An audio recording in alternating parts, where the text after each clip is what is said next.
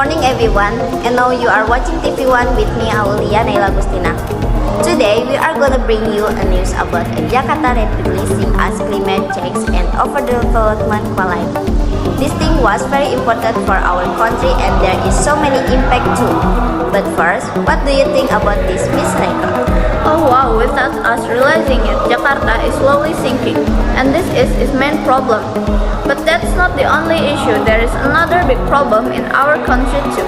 The next big problem is deforestation, which is clearly planned by the government. This topic is also interesting because it has many bad effects for our country. So we need a plan to solve this problem. My partner Sabrina will also bring another issue. Okay, thank you Raika. Another issue is not only are there problems on land, but the condition of the sea in Indonesia is also quite concerning because there is nickel mining activity that is once again planned by the government in the areas around the Raja Ampat Estate. But first we are gonna take a look for the first news. Coastal cities are grappling with rising sea levels and worsening flooding. Now, let's look at a place facing these threats of a larger scale. Jakarta, Indonesia's capital and home to millions of people, is rapidly sinking because of climate change and overdevelopment. In North Jakarta, only a seawall separates the city from the Java Sea. During the rainy season, flooded often cover neighborhoods and roads. Motorbikes stop working in the water, while many families struggle to continue daily activities.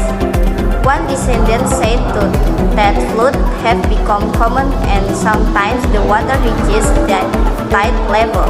Cars and motorbikes cannot enter some areas. Indonesia is an archipelago with thousands of islands and water is very important for farming and daily life. However, in Jakarta, water has become a threat in place of a lifeline. The city has been sinking every year while sea level continue to rise. The situation has caused more severe flooding, including a major flood in 2020 that killed many people and forced 2,000 to evacuate.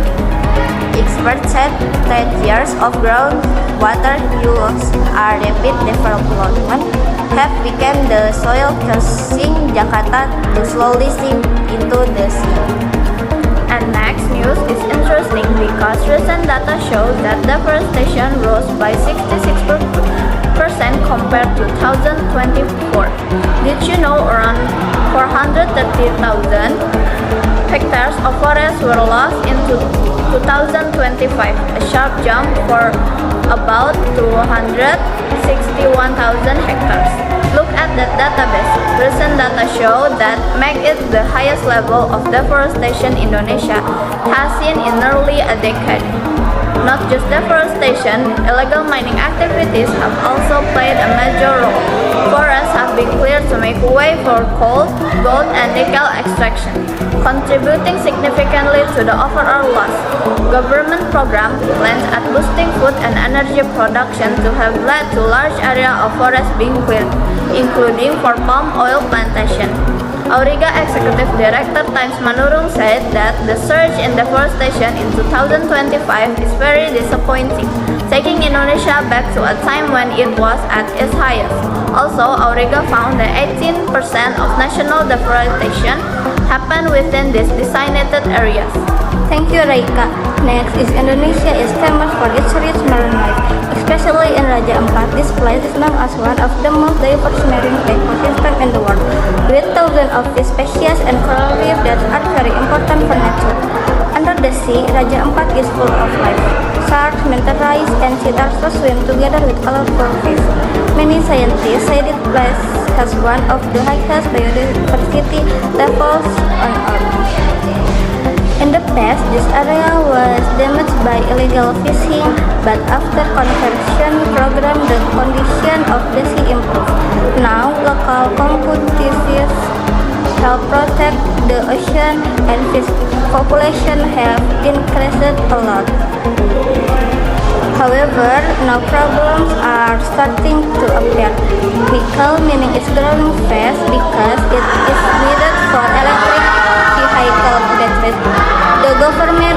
meaning in some areas, but this can be risky for the environment, meaning can cause deforestation and send mud into the sea, which can damage coral reef. Tourism is also increasing, especially from foreign visitors. Too many boats and different activities can harm coral reef and cause pollution. Now, Indonesia must balance ecosystem growth and environmental protection. Thank you for Raika and Sapila for your contribution. That's it the end of report about climate problems in Indonesia. Climate change is already happening, with rising sea levels and extreme weather affecting people and nature. We all need to care and take action to protect our environment. Thank you for watching. Goodbye.